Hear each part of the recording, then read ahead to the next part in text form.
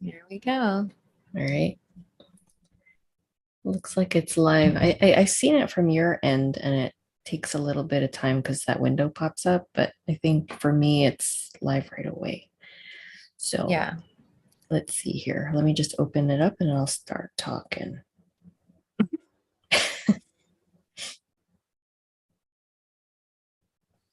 There you go. I seen it. Oh, there. Okay, shh, Karen, quiet. Okay. Hello, everybody. Good evening, good night, good morning, wherever you are in the world. If you're coming on, my name is Karen from Quantum Healing with Tina and Karen. I'm here today with Tina. So, for those of you who don't know us, I am a medium and a Beyond Quantum Healing practitioner for Tina, and a remote spirit release practitioner. Coming on. Oh, okay. Sorry. I'm like hearing myself. See, I even say that too. If you're coming on, Yeah, that weird like cowboy accent. Yeah, I don't know what that is. Maybe it's nerves, but I talk to you like that. But anyway, so we're just hopping on today for a live, just to discuss some topics, specifically regarding dark force entities. For those of you who have heard us or heard us talking about DFEs, as we coin them. So what could we say about DFEs? These are things that like dark energies that can infringe upon people's fields. They could come in and manipulate others. They could come in and manipulate your behavior, implant thoughts. They're there pretty much to wreak havoc within your field, your energetic field, and to pretty much feed off of it to keep you in a lower vibration. Yeah, pretty much using you as loosh, making opportunities like they can divinely, they're not, it's not divine, orchestrate negatively scenarios that can cause drama, problems, whatever you want, anything that is there to create problem, like what do you call it, a lower state of like being, so that they can feed off of that because they can't produce their own energy, their own light, their own whatever it is. So they feed off of people, humans that have souls, even taking advantage of human forms that actually have no spark or souls. And NPCs. yeah, NPCs. So that is but non-player characters. Is that characters? Yeah. Or And backdrop people. yeah, or backdrops as Dolores coined them. So it's there, they're there to use, to abuse, to manipulate, to take advantage of, all the things that you could think of. And so we want to discuss that tonight because we do see them a lot in our sessions, especially like there's three different levels. There's like level one, two, and three. Sometimes they could be, it depends, sometimes I go in between. I don't know, like I'm going to see how I can explain that because when I'm in it, it's just feeling, it's all feeling and understanding how they are using the human. So, anything you'd like to add to that before we begin? No, I think you covered it. Level ones. You want to start with level ones? Level ones are usually pretty, they're just annoying little, like, your annoying sibling. They're just there. Usually they're not aggressive. They're there to come into your field. Usually, like, we don't want anything in our field, but they're there to they could do implanted thoughts. I think all of them do implanted thoughts, but they don't do like malicious things. It's Right. just there to, put in a thought, like to make you think of something and think. If you're very much a thinker, they really know where to hit your point of vulnerability. So if you're an overthinker like I am, they're gonna go and attack my thoughts. They're gonna implant things or make me think of things that are not, like, who cares? But it's the taking advantage of the analysis part of myself so that I don't become present. I that sometimes when it gets too intense up there, I get out of body, and then that leaves me open for, things to come in and,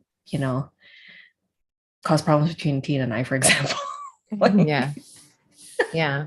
They're very good at taking advantage of situations and playing on your insecurities. They instill a lot of like worry, doubt, fear, those kinds of things. They will insert into your thoughts. Oh, there's a lot of people here. Hi, guys. Oh, nice. Hi, Cece. Cece. I was sorry, Cece. I was gonna actually remind you, but then got off track. But glad that you got that notification. So I'm glad that message got sent out. Telepathy. Yeah. Enemy of 322. Conrad, hello, everyone. Hello. Thank you so much for coming on. Yeah, please feel free to write or have any comments or questions about this topic or anything that you'd like to discuss. We're here to answer as best as we know, given our experience and education of this inversion. So matter of fact. Yeah. This inversion. Totes. Yeah. Yeah. And level ones are really pretty easy to remove. Like they're not super dark and malicious. They are dark. They do affect people and their mental health, but they're fairly easy to remove when they're found. Yeah. And there, people can have many, not just one, but we see usually there are several that play. They come in a hierarchy, right? So when we're talking dark force entities, we're talking demons, devils, jinn, like entities like that are talked about in religion, like those kind of. Then there's other things that we find as well, like reptilians, mantis beings, greys, other negative ETs that we find, other astral beings. There's a lot in this kind of grouping, this under this one, title of dark force entity. It kind of combines all of that and just under that one heading to kind of simplify things and kind of also to take some of the stigma away from saying, I guess it's easier to say that you have a dark force entity than it is to say, there's a demon attached to you, because the word demon that scares me. I'm like, what? The word demon or devil will like trigger a bigger reaction in someone than to hear, you have a dark force entity attached to you. These are just part of our reality. I mean, when we were first getting into a spirituality and our awakening, and there's this belief, deeply held belief in the spiritual community, that if you talk about anything negative, that you're going to draw it to you, that you're going to create it in your reality. But that's just not true. That's not how it works. We do create our own realities with our thoughts, emotions, intentions, those kind of things.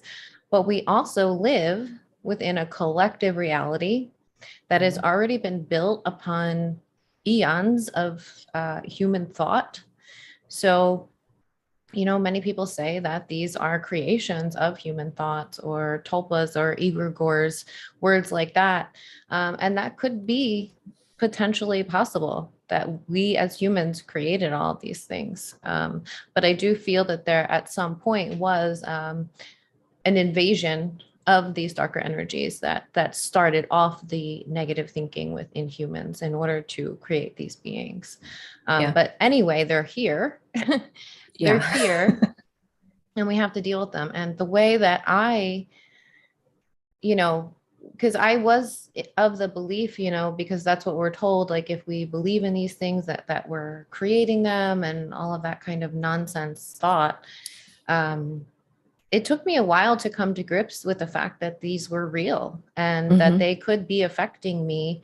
And it was only by other like really brave practitioners that spoke out about these things that I was able to begin to learn and actually have sessions and see how they were affecting me, my physical health, my mental health, my emotional health, and it was only after I removed all of these entities from my being that I really could begin to heal. Because if you're not healed on the spiritual level, there's only so far you can go with, physical healing and therapy and emotional healing and those kinds of things. If you're carrying around entities, like, your healing is going to be really difficult. So the first layer of healing really should start with the spiritual realm and releasing any attachments that you may have. That's really where it begins. And Dr. Palmer always said that, healing is about bringing in the balance of mind, body, and spirit. Like, we can't leave out spirit in our materialistic society. You go to your doctor and your doctor's not looking at your spiritual health. Like, they're just, handing out drugs or even suggesting therapy. And therapy is only going to get you so far if you have spiritual attachments. So this is why this topic has always been so important to me to talk about, to bring to the light, because it is quite suppressed in the spiritual community. It's starting to be talked about more and more. And I think that's a good thing, because we need to be aware of these energies. If we're not aware of these energies, how can we protect ourselves? Right. Yeah, you can't deny. We said this in so many times, like, you can't deny that there are dark energies if you can just look outside of, like, in the world today. Right. Like, how can you look around in this world and think that there's not evil? This is a place of duality. So if you believe in angels, then you have to believe in their equal and opposite, which are demons. They both have to exist. Right. And, a comment that someone made once, and it always stuck with me, because this debate goes on in, communities at times, whether these entities are real or not. And someone said, you believe in archangels, but you don't believe in demons. Like, that's spiritual discrimination. And it's true. Well, yeah, true. Absolutely true. That's funny. Yeah. Yeah. So level twos. Level twos, when I'm in the field, they're not as, it's an in-between. So, I mean, they're annoying, but they have a little bit of a side to them that is just like, whoa. Intelligent. Yes. So they do things also, again, with the thoughts. They'll sometimes, like, it's rarely rare that I see it. It really depends, because I could also feel into a little bit of how long they've been there. Sometimes the longer that they're there and the higher level, the higher chances that they're hooked in or corded or whatever it is.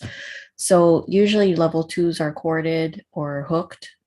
I could see exactly where they are in your field. So, for example, level twos can they can also, because they're intelligent too, they can add devices on you. They could put portals, just extra. They come with jewelry, let's say. Oh yeah, how Julia saw things. So, like, they come with accessories to further, like, push you a little more down. But yeah, so a little bit more intelligent than the ones. Level ones are more intelligent than the astral beings that we've seen. So we'll probably talk about that after everything, just so that we could get into that topic too. Because, sometimes if I don't see any dark force entities, sometimes there is a buildup of astral beings that are around. So I think there are a variety, though, of astral beings, like different ones, but the ones that I usually see are pretty, like, cute little dust bunnies. So you want those, if anything, because those are easy to vacuum out. Go ahead. So the level twos can also instill feelings of self-doubt, fear, worry. And these emotions become more intense within you. Like, you start to spiral into anxiety, depression, longer term chronic mental health issues, dream time disturbances and attacks happen with the level twos too. You might notice that you're having just nightmares all the time and things like that. That can be caused by these entities as well.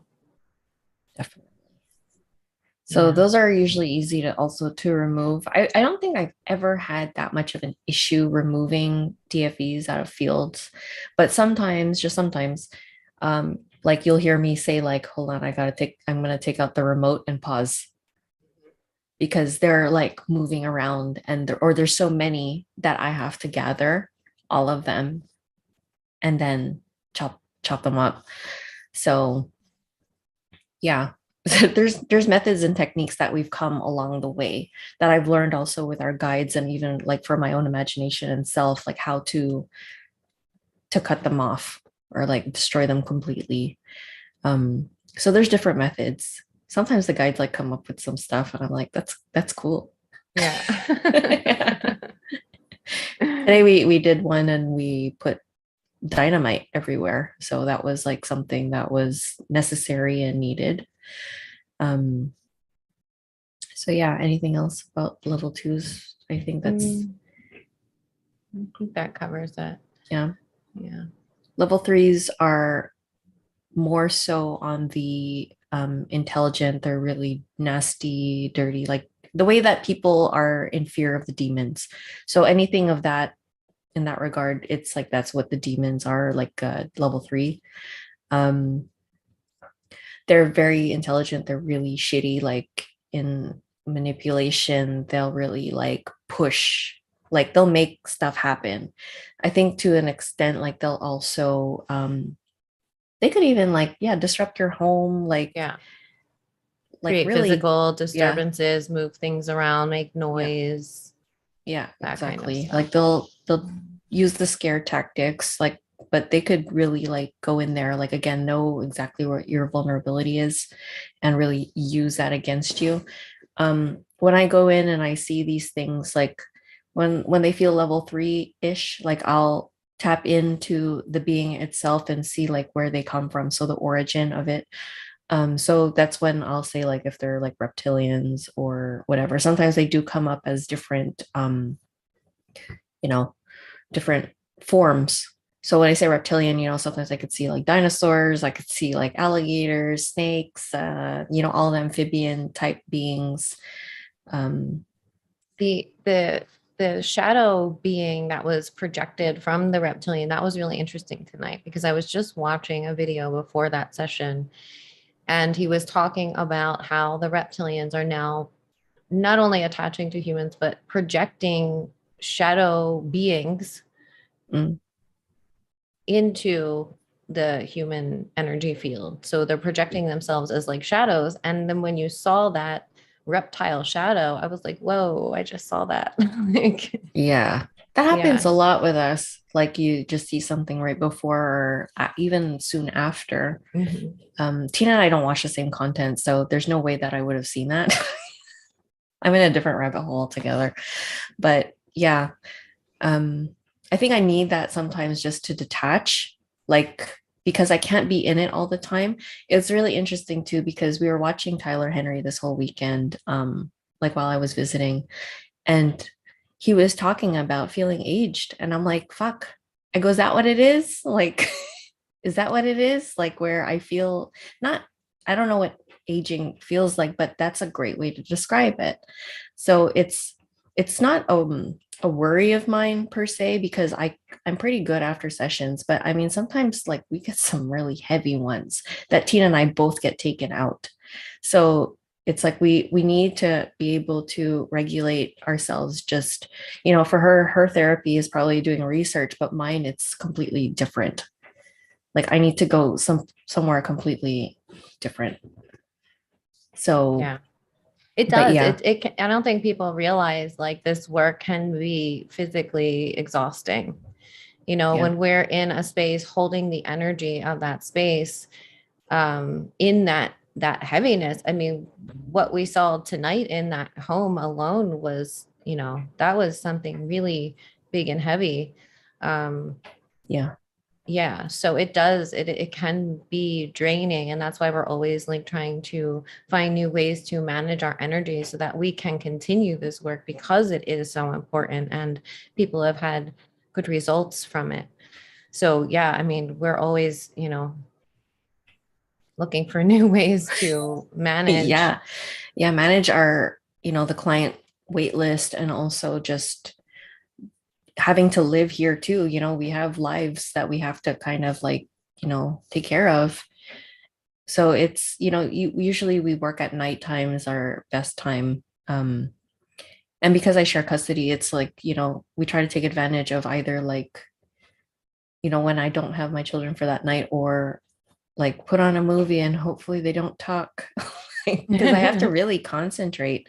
Concentrate, but I can't really take myself out into that, especially when it's a heavy case, because any slip up is not, it's dangerous. Right. It could be it's very dangerous. Right. I mean, it's dangerous work. I don't think people realize it can be dangerous. We're putting ourselves at risk in that field, confronting these entities. But back to the level 3s, these can cause like deep feelings of depression, suicidal thoughts, hearing voices,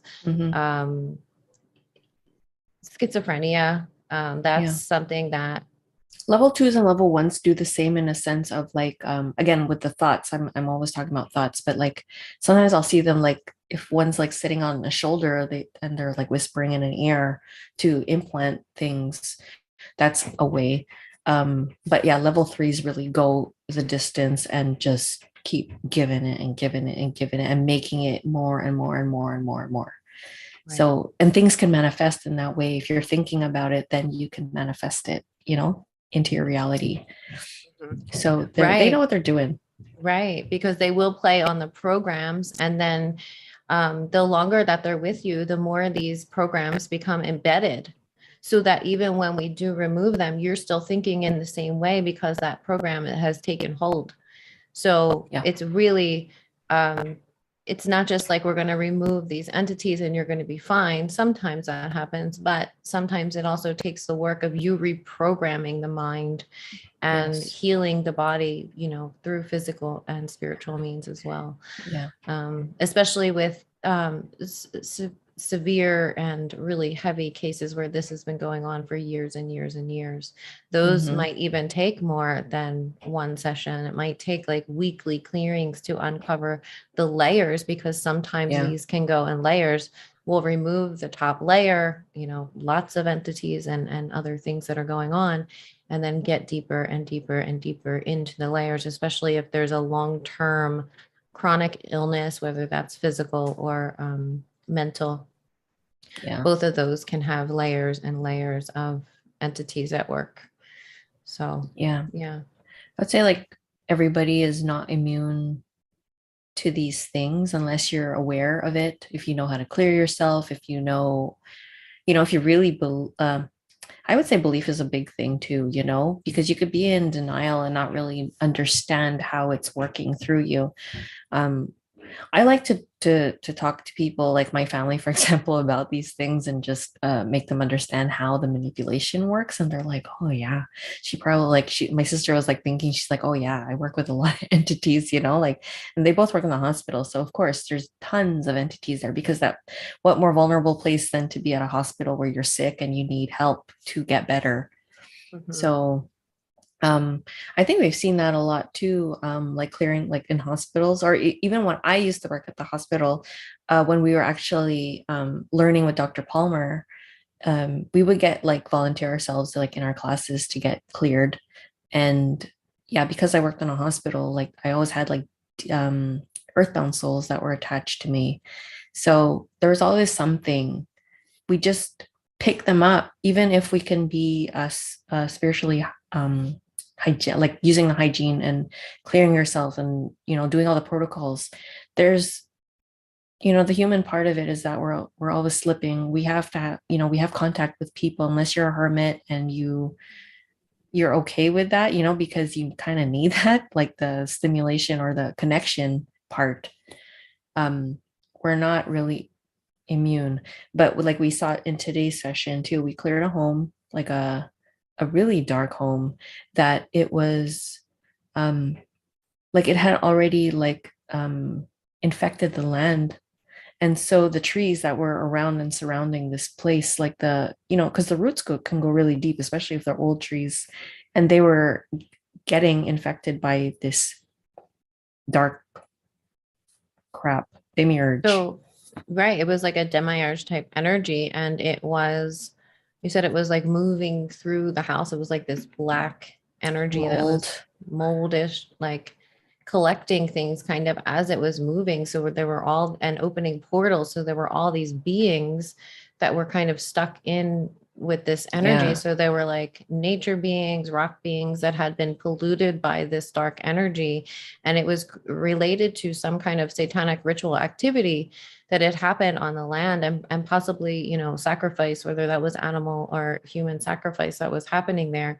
And it, you know, they were, of course, calling in these energies. And then that compounds over time. And as it's like sliding through and collecting things, it seems like it creates its own like consciousness. And the way that I was seeing it, it was really difficult to describe, because like I usually work with Muppets. If you don't know me already, like I usually, like when I see entities or beings, it's easy, like I mean, obviously an alligator is very easy to describe, a dinosaur, snake, etc. But sometimes they show up to me like Muppets, so I can describe, like, you know, because all the Muppets, actually Jim Henson had done the labyrinth and stuff like that, which is a real, and had created beings which are pretty astral type beings. So some of them have like horns or non-intelligent type, you know, they look big and stuff. Usually the big ones are pretty easy. Like they're usually a lot smaller than what they show off. not as intelligent, just kind of big and goofy. Like, yeah, exactly. It's just easier for me to describe them. I forgot what I was saying about that, but yeah, the home itself, like it just was collecting and it was creating its own consciousness. And like I was saying, like to describe what it looked like, just the home itself, it was just like this. I just saw this black square thing that was on top of the home, but it was going up and down like this. And it was like it was just representing dark, because I guess I had to see the home itself, and that it was alive because of the movement. It was moving. And then when I came closer, like I was able to see it more in detail. Actually, when my eyes are closed, I was actually seeing it in my vision, but like shadow type. But then when I was able to come closer, so I don't know if maybe I should explain like what I see as a medium, but some things are just like, okay, like really good imagination is key. Feeling through it, like being able to investigate further through feeling all my senses. Sometimes, very rarely, I'll smell things, but I'll know that it smells like this, or, you know, things like that. But yeah, in this case, like, because, you know, like when your eyes are closed, like you could kind of see shadows.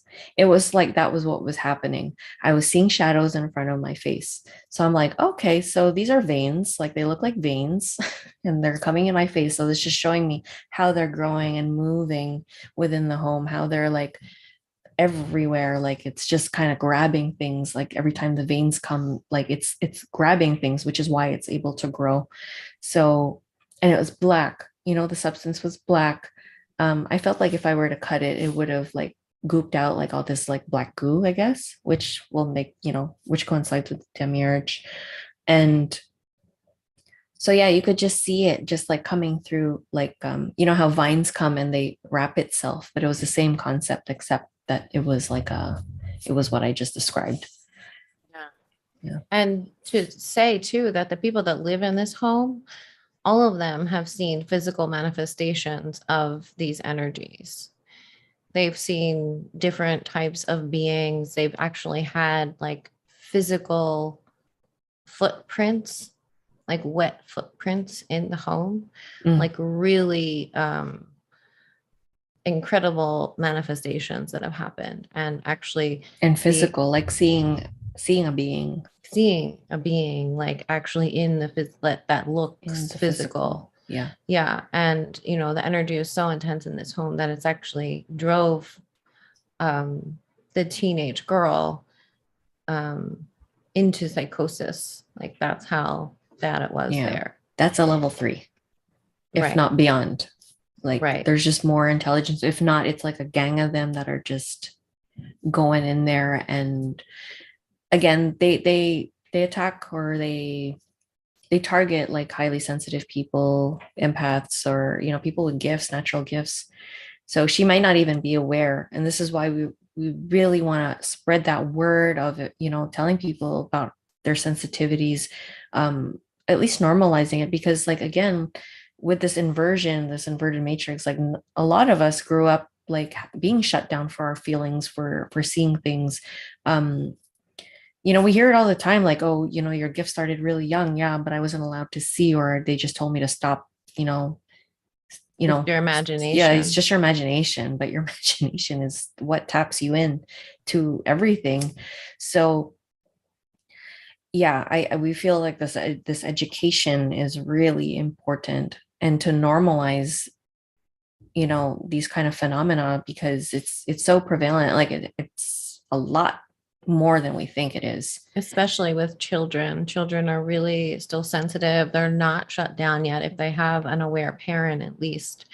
But children can really be affected by these energies. If you have a child that can't sleep at night, that is scared of the nighttime, there's a reason for that. And it's not just their imagination, that they're probably seeing, sensing, hearing, or knowing that there are entities there, because they do come out at night and they do try to scare children. It's just like the movie Monsters. That's exactly what they do. Oh yeah, Monsters Inc. Yeah, they scare the children in order to feed off of that energy.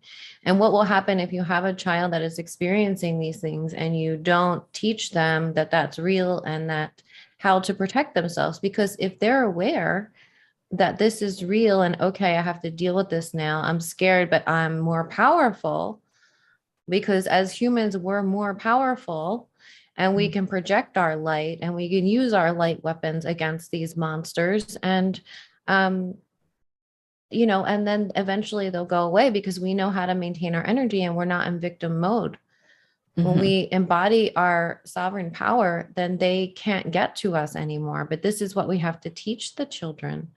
Yes. Because if we're not teaching them, they're just going to remain a victim for it and then eventually shut down as they get older, because they don't want to see anymore. So they just completely shut down. So teaching them about energy and other beings and how these things work is really important. It's really important. Otherwise, you might catch it when it's too late and they're already in a psychosis because they're so sensitive and they don't know how to handle it, or they don't know how energy works. And that's a really sad place to be, because it's hard to come back from that. Yeah. Yeah. Yeah, it's really hard to work with like clients that have that psychosis, and we have to always come up with like a plan of action on how to go about it. I mean, like in our practice, like we've learned everything via trial and error. Like it's not like we came in here and we knew exactly what to do, but because like the sessions that we've seen, or like what we've learned, is usually like one is sufficient, and we hope that it is. That's always our goal. Like we don't want to have returning customers. Like we really want to be able to teach and to assist, if anything. But there's just some that are just a little more susceptible than others, and it's good though to have a clearing once in a while if you really feel like you can't clear it. We're there for that. Yeah. But the education we is need everything. help sometimes too. We go to other people. Like we don't just take for granted that we're clear. We go to other people once in a while to make sure. Yeah. That When we're we really sovereign. need like a cleanse. Yeah. Yeah. All right. I want to look through the comments. Okay, please leave me a topic to talk about. Oh, yeah, I saw Cece's comment about. Yeah, no, we watched the whole thing. We like binge watched the whole thing. I think we watched it for so long that even the TV was like, "Are you still there?" Because it was still playing and playing in the background. But it was so good. Yeah. I find like he's such a joy, because like there's also another thing on Netflix about mediums that we were also watching. What was it, Life After Death? No, that's not what it's called. It's No, called is Beyond that Death? Notorious Big? That's Life After Death. Never mind. Yeah, Beyond Death or something like that. Where there the topic of mediums was there too. So, of course these things like are really interesting, because we all don't work the same, but in a way we do. But what we were talking about too, Tina, between Tina and I, like there was one medium that was on there, and she was like, Tina was saying, she's like, there's something off. And we're trying to figure it out, because I'm like, yeah, I don't believe her. Like, I think Yeah. there's something crap out, like bullshit about what she's doing. But I mean, her message is nice, but there's just something inauthentic about it. Like, couldn't put our finger on it, but then it was just like, I think she's just not connected. Like, she felt very hollow. The connection to the heart was not there, which is a big thing. Like, if I'm going to work with a medium, I want someone who's heart-centered, who is human, like, and is able to embrace that, has compassion, has empathy, like that kind of thing. In this case, I felt it was more like, let me just give them what they want, what they came here for, and tell them what they want to hear, which is a nice intention, but at the same time, there's like a shadow intention there. Like, Right. so, and this is where the higher levels of discernment come in, like being able to see through things like that, and feeling through the words, because even though the words sound nice, they might just feel a little bit off to you. And you really have to start trusting that. Because another thing we were talking about too was that our judgment as humans, especially in the spiritual community, has been demonized. yeah, you're not allowed to be judgy. I'm a very judgy person, to be honest, but there's, like we were talking about this last night, and I'm like, there's a difference between in judgment. You can have like chronic, like unhealthy judgment, but then the good judgment which is discernment, and being able to feel through that. Like when this woman was channeling, I was just like, she was channeling a little boy, so her voice changed. It was really like, ooh, like it made me like, I was cringing. So I'm just like, okay, am I just being judgy because it's like I'm not open to that, or am I? I don't know. But I'm like, but there's something off about it. So it's just Right. like, okay, I think if you were able to really connect and feel that there was a boy she was channeling, I would be convinced, just like how she was talking to one of, I guess, the people who were attending her seance. And she started talking to him. He was Arabic, I think he was Arabic, but speaking, like saying a word in Arabic, like, it's His from so dad, and so, his dad. Yeah. right. And that guy was there all week at this like conference retreat thing. And all he For wanted that was to connect specific. with his dad. That Yes. is And all he wanted. yeah. So I mean, she may have, I don't know. But She so was she was, there in yeah. the group, so she had to know. Yeah. Okay. So he had to know. So she was like calling to him specifically, saying, like, she said in Arabic, like Baba or whatever, is like calling you. Um, but then she started to speak in English after. And I was like, oh man, I would have been completely sold if she spoke in tongues.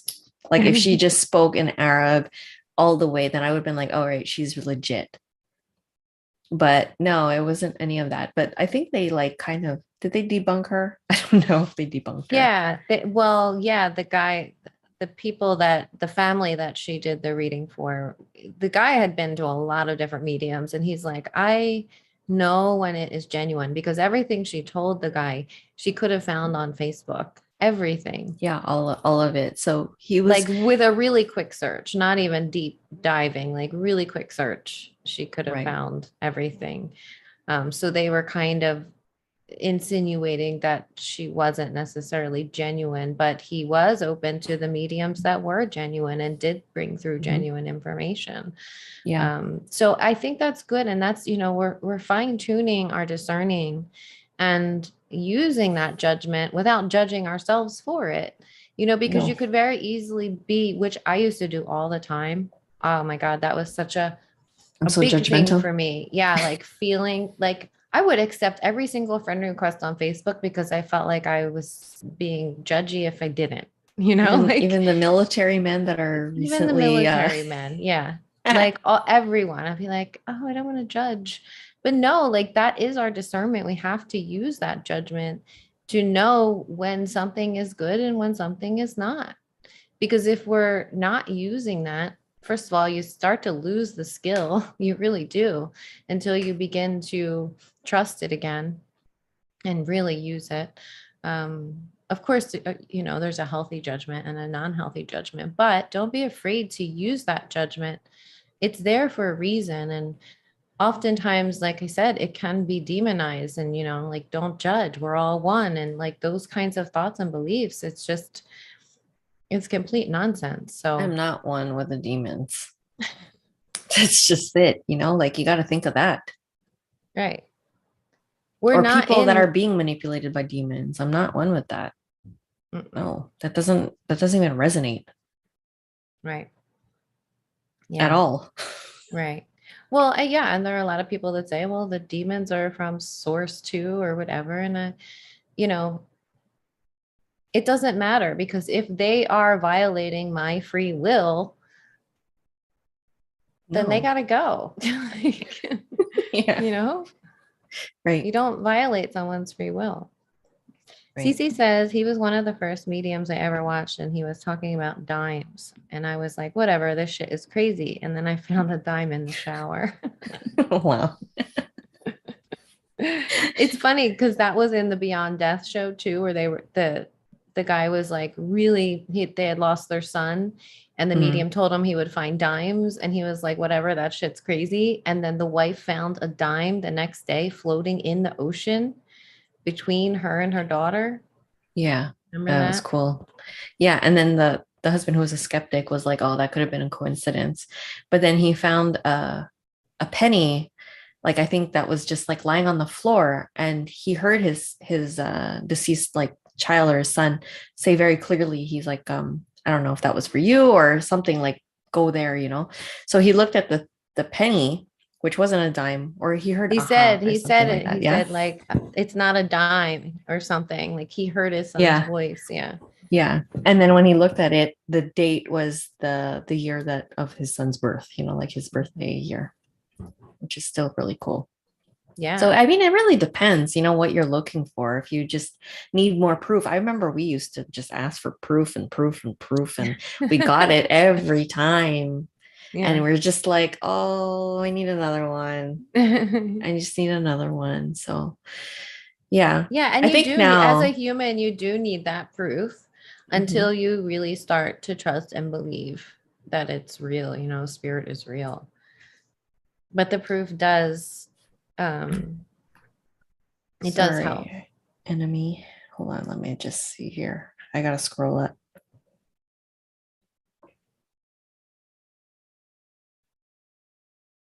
Okay. I never have dreams. This is enemy of 322. I never have dreams. How can I prove to myself that I'm supposedly multidimensional when every night all I see is nothingness? Well, that's a great question. Yeah. You can go about that in multiple ways, because when I was not grounded and I was dissociating a lot, I would dream. Daydreaming was like part of my everyday. Sleeping and dreaming, I was able to see things very vividly because I was not in my body. But then when I became more embodied and grounded, and I cleared a lot of my traumas and things like that, sleeping now, I don't see anything anymore, really. It has to really pop for me to see it. So that was a good way to indicate that I was in my body. Because when you're out, technically your soul's like out in the quantum, it's out.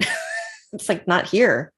So when you say like prove to myself, I think it's just a knowingness that you are multidimensional, that we do exist in different ways, parallel, past, future, all the things. But I think a quantum healing session. Yeah, you can always have a session to discover that. But it's just, I feel that when you connect to yourself, when you start to really heal and connect inward instead of like looking for sources outside of you, then you'll be able to really feel that essence within. And it just you clear it out, you clear all those densities out, you clear out all the, the analysis around it, and just holding that knowing. But even if you don't believe in it or you don't know it yet, at least that connection within can show you how vast you are, in existing in this dark ass world. So I think that's already like a big superpower for us to even exist in this world now and thrive in the ways that we can, despite what's going on, the state of affairs and how we're evolving as a collective. So I don't know if that helped. Maybe you can, if you need more clarity. I don't know if did I answer? He or she says, it's like physical reality is the only reality I can observe or be conscious of. Right. I can relate in that effect because I'm not super mediumistic. I'm very much grounded in this body. I don't dream a lot either, but I have an intuitive knowing and a feeling. Your gifts might just be different than being able to see or astral travel or dream. You might not have those abilities. You have to find what is yours. You might have a knowing that you just know things, or a feeling. Or this is the thing that we always tell people. It's like, I want, like when people come to see us or they talk and they're like, I want to know what my gifts are. It's just that the gifts that we have are so part of us that they don't feel like gifts. They might see me like in a session and I'm pulling all this stuff, but it's natural for me. This is part of my imagination that I was talking about, being able to just see in that way, pulling and trusting that I'm pulling information. And the reason why I know that it's happening, it's because I'm very like, I connect to myself, and I connect, like I had to do a lot of inner work for me to get to this connection, and I'm still working through it.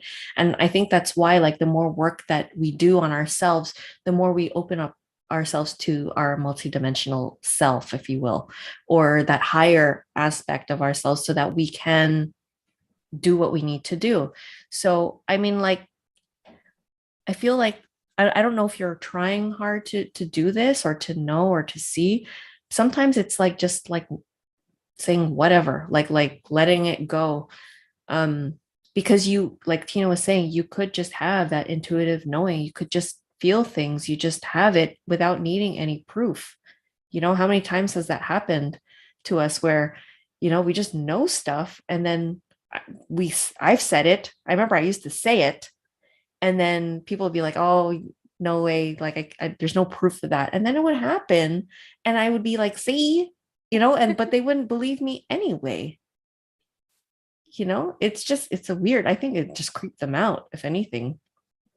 I think, and I think having a safe person where you can explore these things with, like, when we met, we were really excited to find each other because we were both so open-minded and just like supportive of each other. And really just, it was fun figuring out what our gifts were, being able to read people just through a picture and like validating that for each other.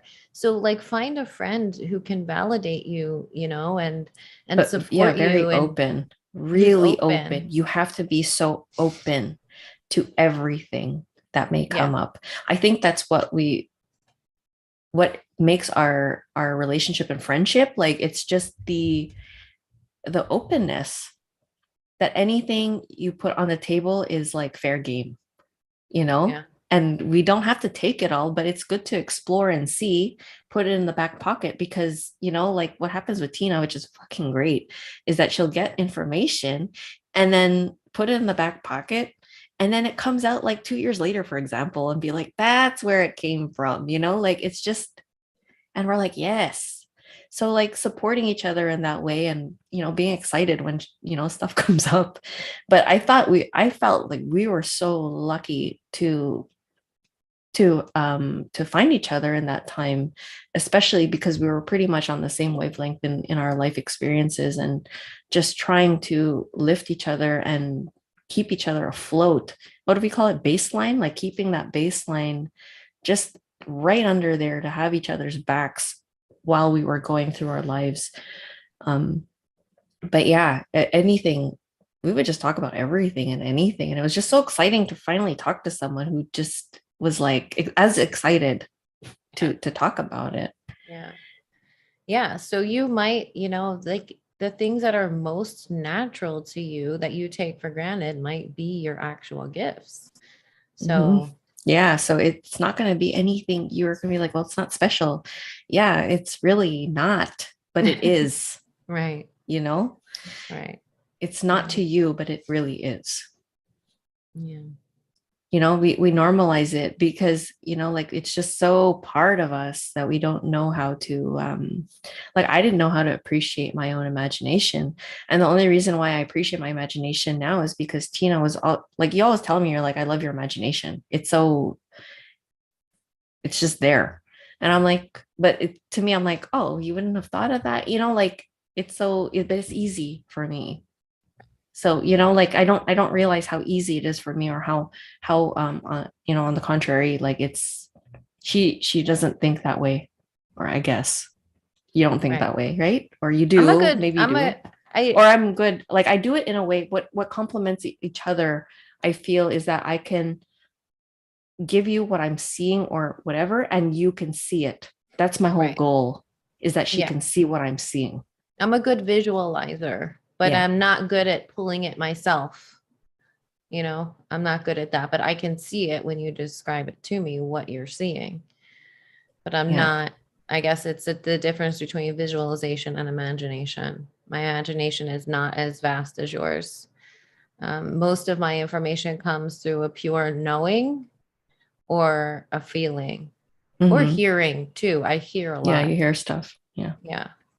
Yeah. So it comes in multiple ways. Like we're all very different, but it's really good to have, at least in our practice, to have that vast like array of things, like where, she compliments me in places that I don't have, and vice versa. So it helps a lot in the thing, because if she's usually the investigator, I go in the field, but she's the one asking questions, or, placing me so that I can go and feel through it or do what I have to do. Yeah. So it's really good. Like if it's not clear, for her to ask, because if you're not asking, we're not going to get the information but we're pretty like telepathic. So I know exactly where you're going with it. So I can just give it. But then if it's not clear, she'll just go and, say that again.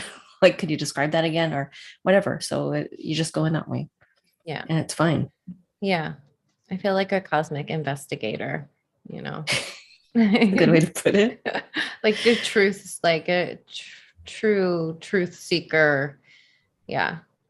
Yeah, that's our goal. Enemy of 322.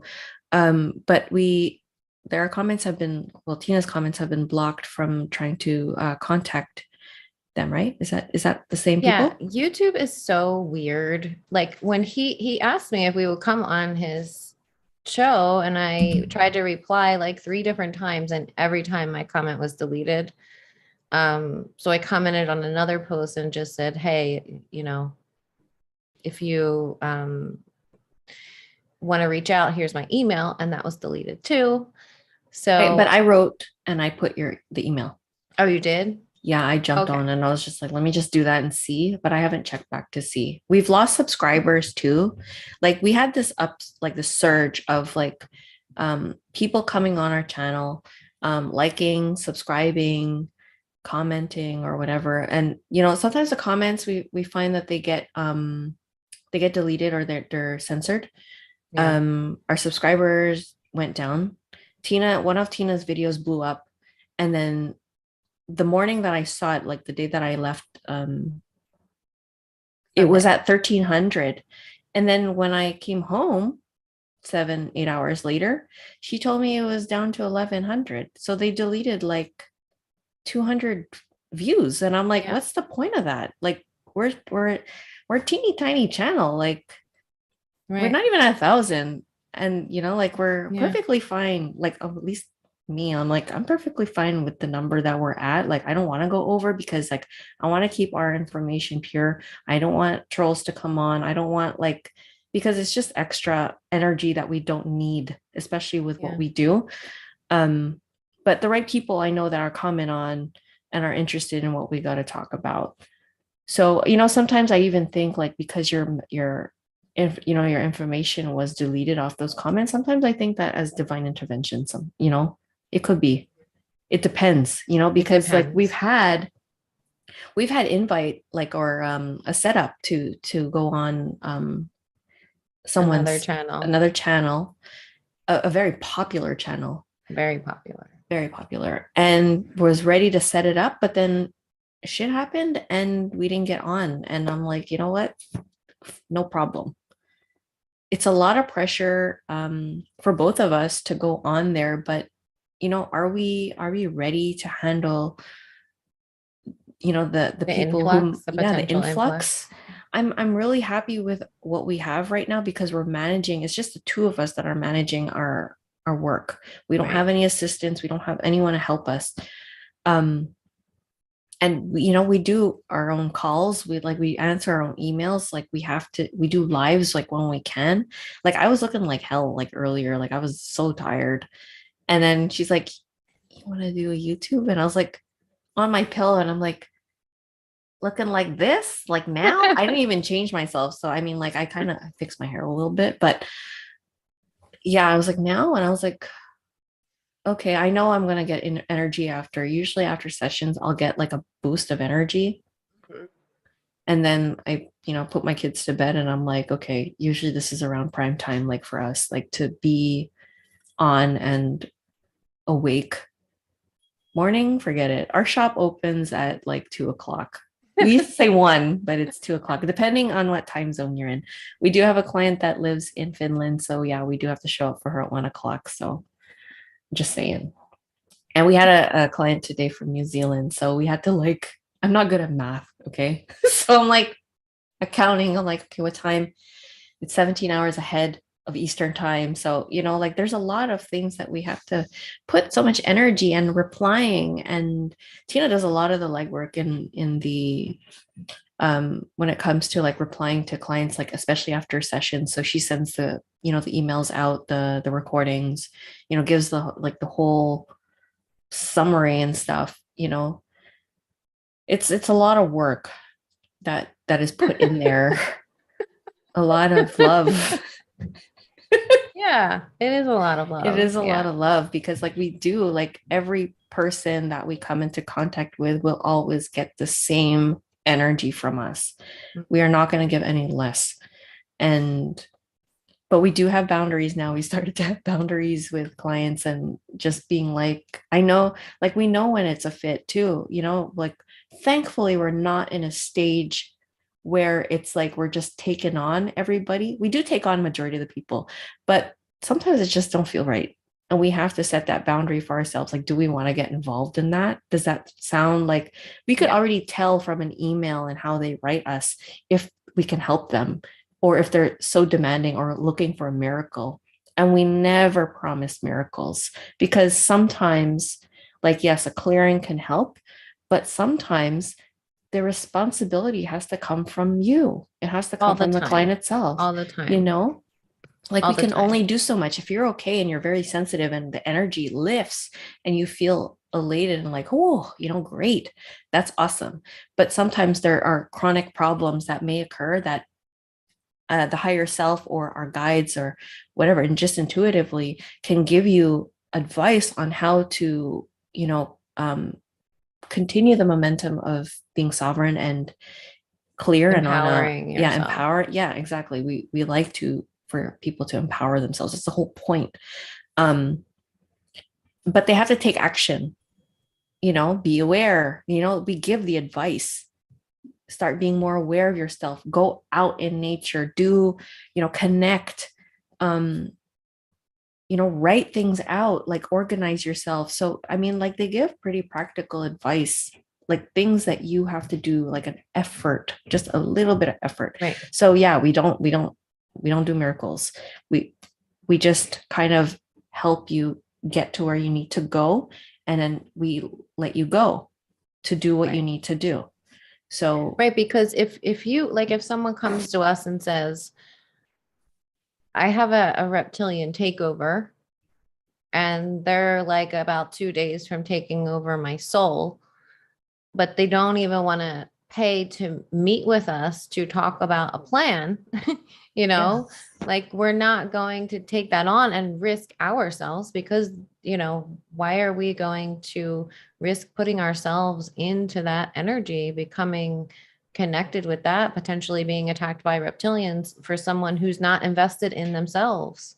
You know, you have to be invested in yourselves, in reclaiming your sovereignty from these beings that have violated your free will. But here's the thing too, there's always a point of vulnerability. The point of vulnerability is what makes you vulnerable to these entities attaching to you. There's something called sympathetic resonance, which is basically where two things that are vibrating in the same resonance will be attracted to each other. So if you're holding on to a trauma within your body, something traumatic has happened to you, and you're still holding onto that, you haven't processed all the way through that, that could be vibrating at the same frequency as a negative entity. So that negative entity is going to be attracted to you through that sympathetic resonance. Now, we always tell our clients that their point of vulnerability. This is your vulnerability. This is why you are attracting negative entities. And this is what you have to do to resolve that. So if we give that advice and people aren't following through on that, those entities are just going to keep coming back because that resonance is still there. It's not just a one-time thing. It's a progression. It's something that you have to work at on healing yourself once you leave, healing and empowering yourself, because we are so much more powerful than anyone has ever told us. Like, we're just coming into this knowing now about how to be sovereign, how to be powerful, how to be in integrity. These are all things that we're just learning as humans, as a collective, and really starting to embody. But it takes, you know, more than just clearing, you know, someone doing it for you. You have to take responsibility for yourself and come out of victimhood, because like we said, that victim mentality is what attracts other things that will validate that victim mentality for you if you want to remain there. So breaking free from that, including entities. Entities love a victim. They love a victim. They'll like devour. I was devoured by entities. Yeah, so was I. In my victimhood. Like looking back on my life, like seeing how I was really being played by them. Same. God, they fucking love me. Yeah. And I knew nothing about energy. I knew nothing about anything, you know. I was just really a lost soul at that point, trying to make it through life until I had my awakening. And then, you know, learning about these things and seeing how they played a role in my life. And then, you know, once you become sovereign, you have to watch out for how these energies play through other people in your life to get to you. Because when they can't get to you, they will use others to come in, because they know you still have a soft spot for your friend, for your neighbor, for your children, for your dog. You know, they will literally use everything they can to get to you when you have become sovereign and empowered. So there's levels to, you know, how this works, and levels to the awareness on how to keep yourself clear and sovereign. Especially your partner. Your partner, especially, yes. So many occasions. Jeez, it's terrible.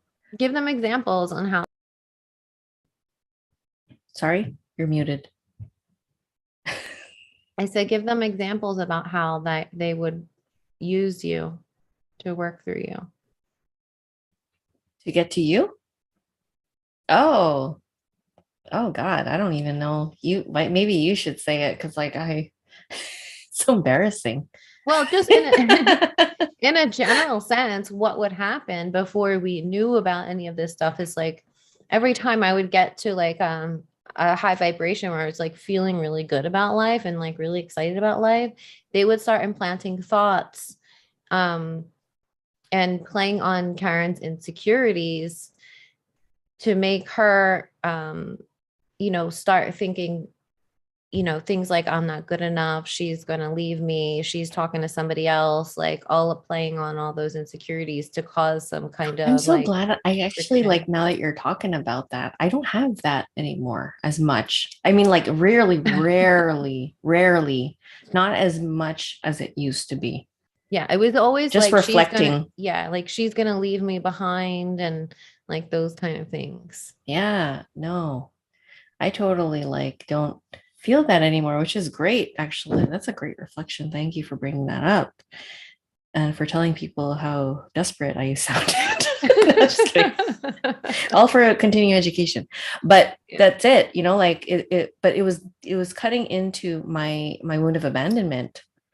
You know, so and Tina's like my person. So it's just like when that kind of like feels, I guess, threatened. Yeah, they're gonna come in there and be like, yeah, totally. Look at that, like she is, and you're weak and you're less, and it's just putting that in and jamming it in there.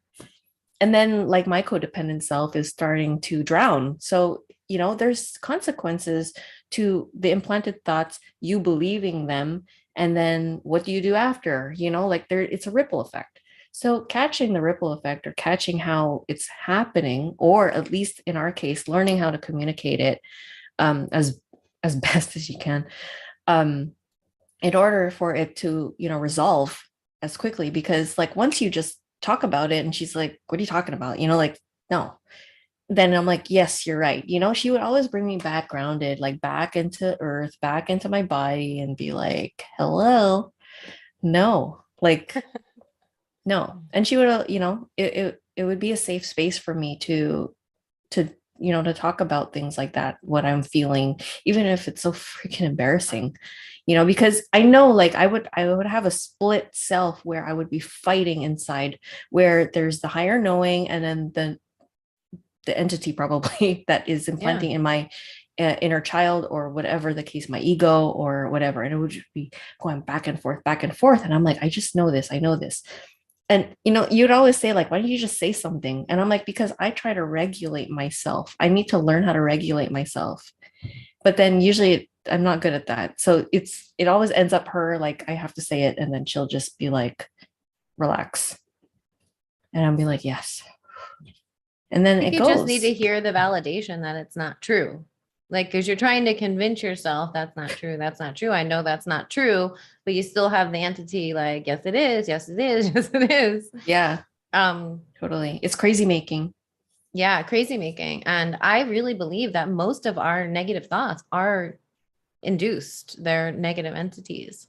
I rarely, if ever anymore, have a negative thought. Like it's been a long time. It's been a long time to where it starts looping and you get into like that. Yeah. And it can create all kinds of feelings within you. And then they're like feeding off of that. It's a really, oh yeah, I could see my evolution in that. It's so much more less.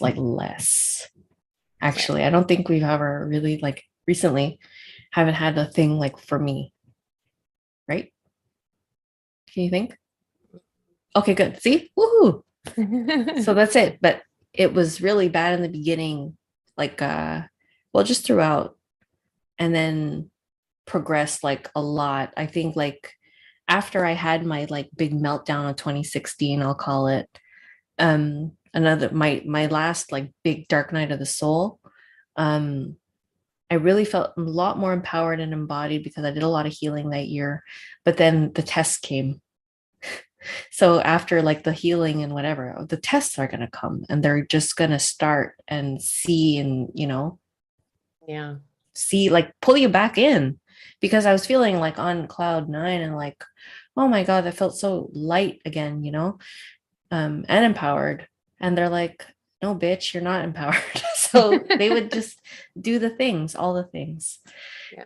So but like this is a thing too, like you could take these opportunities from these attachments or negative entity influence and turn them around, use them as an opportunity for your healing, because really what they're doing is pointing out exactly where you need to heal. Exactly. And that's You can And use it. right. Use it to your advantage. Mm-hmm. Yeah. Yeah. They're really sneaky. Instead of being Victimized. a victimized, right? That's it. You know, it's just they're just trying, but they show you exactly. So I mean, you even if you don't know yourself, but you take this message on from what we're saying, you don't need a user manual on yourself. They'll show you exactly what you need to know about yourself. Yeah. It's really challenging, especially like if you don't feel safe enough to venture out, or you feel um like there's something wrong with you, which happens a lot for me. Um, but you know, you have to really go through it and understand where that thought comes from, you know, like there's something wrong with me, you Or know. even like unhealthy anger. I remember like they used to trigger like an anger within me that I didn't know where it was coming from. Like back in And the day. yeah, back in the day. Yeah, when I first like woke up and I started healing and becoming aware of my emotions. And I would notice this like anger that would like arise within me. I'd be like, where is this coming from? You know, or even just a really dark thought that pops into your mind out of nowhere. Like, I should drive off this bridge right now, or I should hurt Mm. myself, or, you know, I should hurt my child, or whatever that is. Usually that's coming from an entity. And just being aware of that can help you understand, okay, that thought's not mine. Mm-hmm. And I'm going to release that thought. I don't have to believe that thought. Even if they are your own thoughts, you don't have to believe them, because the mind can make up things like that. Like, you know, I'm not worthy, I'm not good enough, you know, those kind of things. They can come from the mind. And you don't have to believe every single thought that you have. Part of reprogramming the mind is actually being able to choose which thoughts that you want. So Mm-hmm. when you do have a negative thought that comes into your mind, you can say, I do not consent to that thought. And you choose another one. You choose a better one. You actually get to choose which thoughts and emotions that you embody. That's the beauty of it when you are conscious and aware of yourself. And it does take time, you know, like healing, especially when you're really deep, dark, deep in that like pit of anxiety and depression. And really that depression is just it's just showing you something. It's showing you that you need to You're not wake in up. alignment. And you're right, you need to align with your soul's path, with what your soul is here to do. um and yeah, so it takes time to reprogram the mind and come out of that and understand that you can choose your thoughts, you can choose your emotions, you can choose your behavior and respond instead of react to everything. And that you don't need to have an opinion about everything either. That you can just sit back and say, I don't know, you know, I don't know what I Yeah. think about that. I don't need to have an opinion about it. It's really not that important. And is it going to matter in 10 years? You know, like really releasing yourself from a lot of those social constructs and binds. Um, it frees up a lot of space, you know, just Oh yeah. to, No, definitely. It really clogged a lot of my space and quality of life. It was horrible. Like yeah. just how much energy it took from me just to have it there all the time and on and on, like the news. Yeah. It's all Yeah. fake news. It's all fake news. Yeah. Yeah, a lot of it is fake news. Yeah. And really beginning to, you know, even though, you know, we talk about things like entities and the soul trap and, you know, all of these kind of heavy topics, you still have to find the beauty in this world. You have to. It's all about perception and how you want to perceive things. So you need to have we need to have some kind of balance, right? Like we're not just like all, you know, negative and talking about heavy things, but really balancing that in the world of duality that we're in right now, because this is where we are. We can't change it, right? As much as we want to, we really can't change where we are right now. We can only change uh, our Our awareness world. of it, our perception, our reality, and how we're going to be in this world and how we're going to function in this world. And I choose goodness, I choose beauty, I choose awareness. And that's the lens through which I see my world, even though we can do some really dark things. There has to be that balance and bringing light to the darkness. That's really I'm out of focus, huh? You'll come back. That's really our ultimate mission here, is to bring light to the darkness, because when we do that, they can't hide in the shadows anymore. Like when we bring awareness to these things, and the more people that become aware of them, the less of a hold that they can have on us. Yeah, exactly. Yeah. It's not coming back. Put your hand on that. There you go. Yeah. Anyone have questions or comments? Any recommendations on Netflix?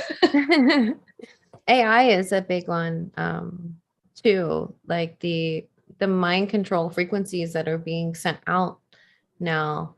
Have to be careful about those kind of things. If you have, thoughts coming in your mind, like I should get the shot and things like that, that could be coming from some kind of technology and trying to influence your thoughts and behavior.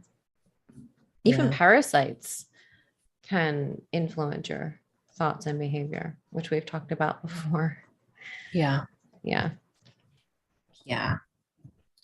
There's so much crap that's just invading. Thank you, Conrad, for receiving what we do and hanging out with us. Yeah, it's nice to have newbies and addiction. It's like an outside influence when doing well. Any thoughts on influence from outside? Yeah, the more inner work you do, the less you will be influenced from outside entities. There are entities that want to keep that addiction going, to feed from the suffering that it creates. So definitely the more inner work you do, the more that you heal, the less you will be affected by those things. Totes. And finding, finding a higher, something bigger than you to grasp onto, a higher power,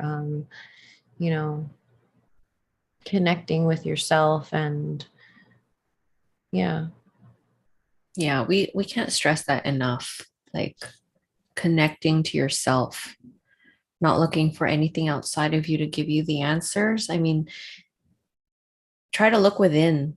And then, sometimes, we do need sometimes a validation from, outside of us, but it's just like, try to get it from inside first and then navigate how that makes you feel, how things like that, like it's all feeling, like at least for us, it's feeling and strengthening that judgment. I'll call it judgment very safely, like the good judgment.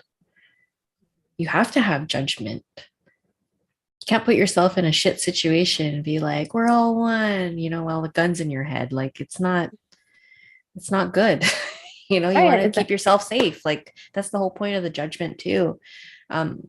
We have to, take the stigma away from that word, because they really, like, they punish you, or like it feels like a punishment, or like you're bad for being so judgy when they're judging us for being judgy. Like what?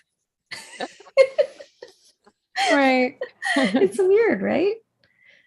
Self-righteous and really condescending sometimes. Like, right. We're truly just trying to be like very human about it. I love, like, I guess in our dynamic, like you're really good at knowing terms and explaining things. And I'm just like the awkward human, like that just comes in and just gives my examples like of my own life. I feel like we need a good balance of that, because like, I think we have to be able to back what we teach through our own experiences. And it may not, I find a lot of our things are very relatable, things that we don't want to talk about because we really want to hide our imperfections. But when It's I don't think we perfectly do a fine. good job of that. Hiding imperfections? No, I've been wearing the same, okay. I'm wearing the same clothes for a while now, people. And I have no shame in that, but I'm so comfortable. But it's like, I don't care, like I did fix my hair a little bit for you guys because if you saw it before, it was not at all presentable. Well, like I've said before, like being spiritual to me is being the most authentic version of myself. I don't think we live in a consciousness anymore where we can hide from people. People can see through when we're putting on. No. Oh, yes. Yes, you're right. But I didn't, I think, well, for the backstory on that, because I've never been seen before, at least not in my world. The only person who has ever really seen me through and through was Tina. And that was shocking because I didn't even see myself the way that she saw me. And, of course, when you're in a position like that, when you're meeting someone for the first time and you like really just want them to like you, that was really the bottom line. I just want her to like me. So of course I'm gonna flutter my big fucking peacock feathers out there for her.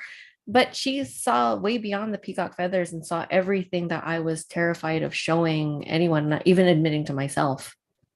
I had this whole like persona. If you watch Encanto, I was like the tough sister that like carried stuff and the goats and the sheep, whatever. I was like her, but unleashing that and feeling safe enough to be like, you know what, that's not even really who I am. That's just something that was I have adopted or had taken on as like whatever in my life. And it's so refreshing to be able to be seen in those like all the quirky things and knowing your love so much for even for the quirky things. It makes me even more so be so open to show you what's wrong with myself because it's something that I can laugh about with you or just be like, you're like, yeah, I know. And I'm like, oh, like just that half second of like, oh, you knew already. Yeah. Yeah. You're welcome, everybody. You're welcome, Cece. It's always a pleasure to have you around. You're like our protege. Yeah, that was thanks for hanging out all that time. Yeah, we really appreciate you taking the time to sit here and listen to us rant about, yes, important things and maybe relatable things that you can reflect on. The whole point too is to reflect on it, based on what we're saying and how to look at yourself and be like, yes, that sounds really familiar, or yes, I know someone exactly like that, or whatever, just to recognize it in our world, because we can't deny that there are dark energies that are working through everything. Yeah, like how can you look at the world around us right now? And How can you? And in a lot of the community, they say, 5D is coming, the ascension, the this and that, and you look Still around waiting. and you don't see that, you see a lot No. of really dark energy. And it could be that there is a lot of light here, like uprooting that. That could be possible. That's Luciferian energies mainly. No. Yeah. Yeah. And, Steiner talked about Ahriman and how he was going to have this huge influence on now. And we see it happening. We see it happening. And Yeah, you can't deny. You right. really can't.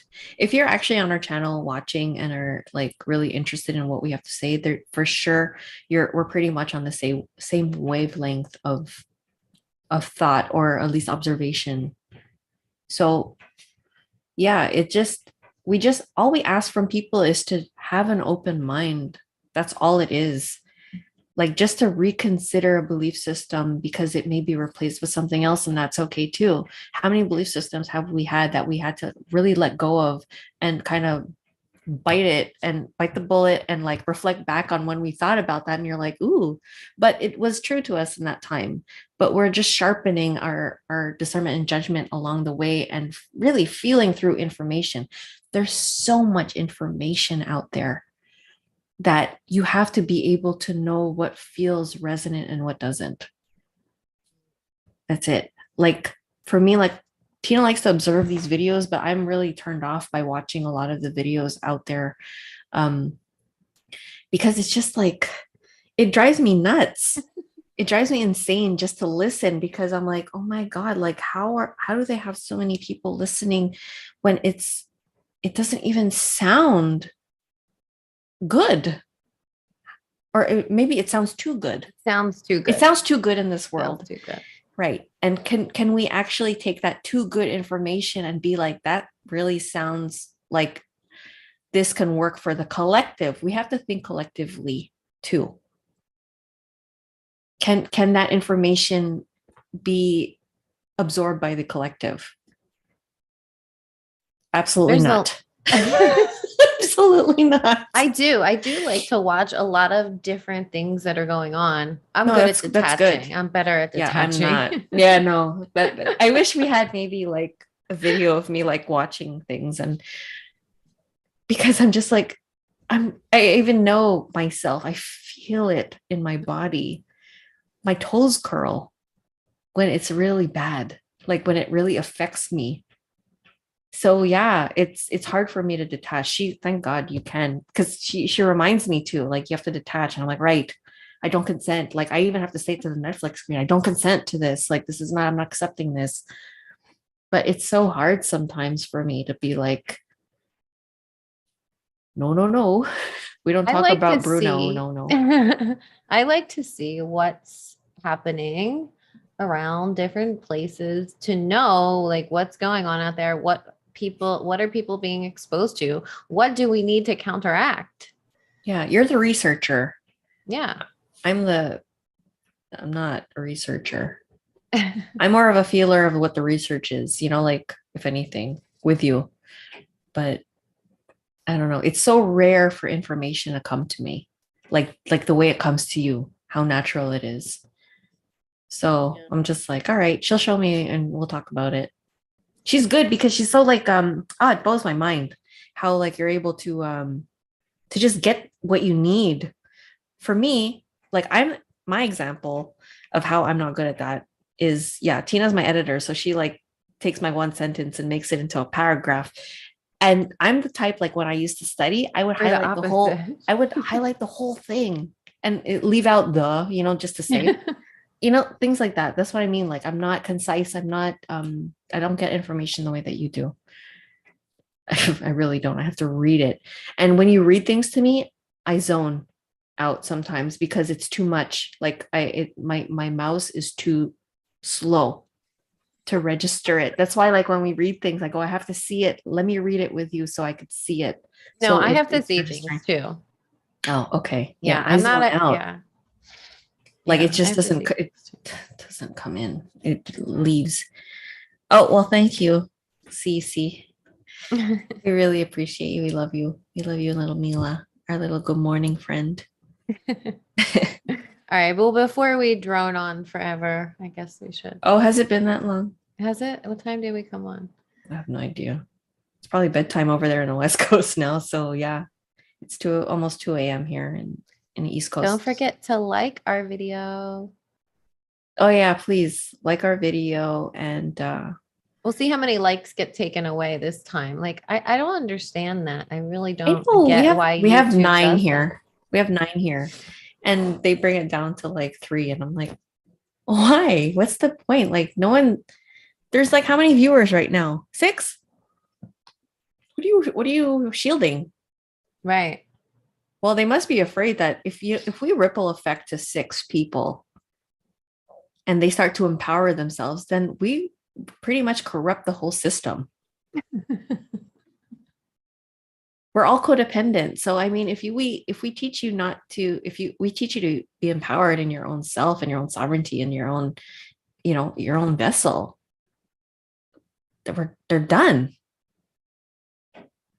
Right? They're done. They're done.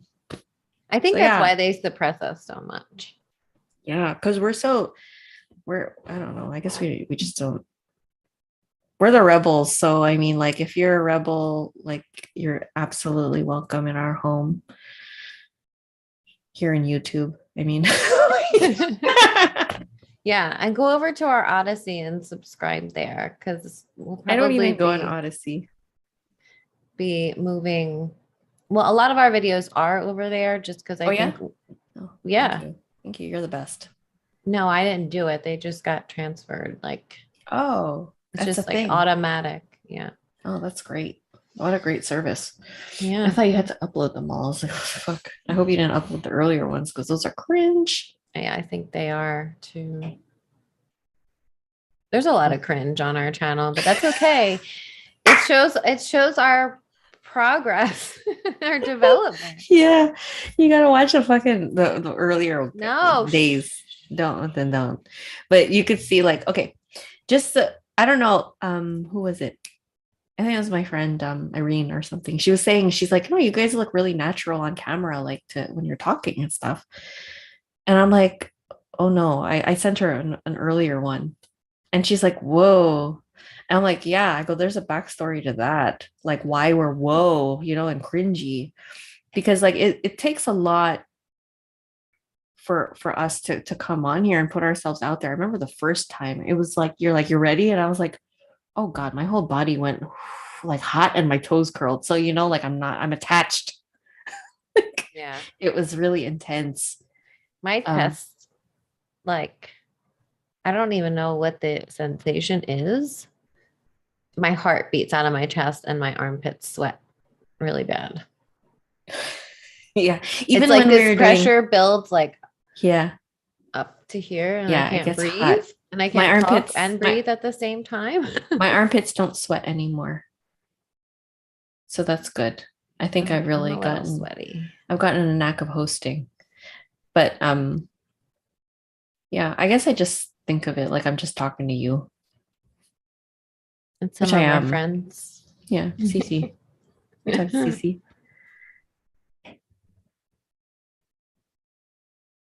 See, I knew Cece was good, like the same because like, a lot of our clients that come to us, like, and when they work with us or we get to know them more so on a personal level, like I would say pretty much all of our clients that have come to us, we're always like, oh my God, that's our baby.